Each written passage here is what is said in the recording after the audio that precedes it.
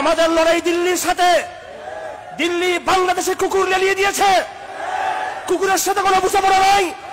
যারা কুকুর লেলিয়ে দিয়েছে বোঝাপড়া সেই দিল্লির সাথে হবে।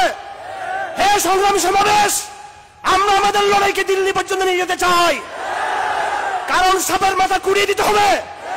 হিন্দুস্তান বিগত 17 বছর শেখ হাসিনাকে জগদ্দল পাথরের ন্যায় আমাদের মাথায় চাপিয়ে দিয়েছে। হিন্দুস্তান আমাদের জাতীয় নেতৃবৃন্দকে তথাকথিত যুদ্ধাপরাধের বিচারের নামে ফাঁসির মঞ্চে বাড়িয়েছিল। হিন্দুস্তান আমাদের দেশে ডেলিয়াস্টার প্রথম আলো চাপিয়ে দিয়েছে। হিন্দুস্তান আমাদের দেশে এমন কোন আগ্রাসন নাই, সাংস্কৃতিক, সামরিক, রাজনৈতিক এমন কোন আগ্রাসন নাই যে আগ্রাসন হিন্দুস্তান আমাদের বিরুদ্ধে চালাই নাই। আজকের এই সমাবেশ থেকে আমরা বলে দিতে চাই, হিন্দুস্তানের সামনে দুটো পথ রয়েছে।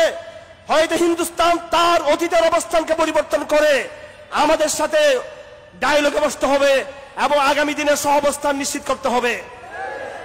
হিন্দুস্তান যদি ষড়যন্ত্র অব্যাহত রাখে, বিভিন্ন সংগঠনকে লেলিয়ে দিয়ে, বিভিন্ন ব্যক্তিকে লেলিয়ে দিয়ে, তাদের কুকুরদেরকে বাংলাদেশে লেলিয়ে দিয়ে যদি অরাজক পরিস্থিতি তৈরি করতে চায়, তাহলে আমরাও কিন্তু হিন্দুস্তানের বিরুদ্ধে আমাদের রাজনৈতিক সামরিক লড়াই অব্যাহত রাখবো আমরা।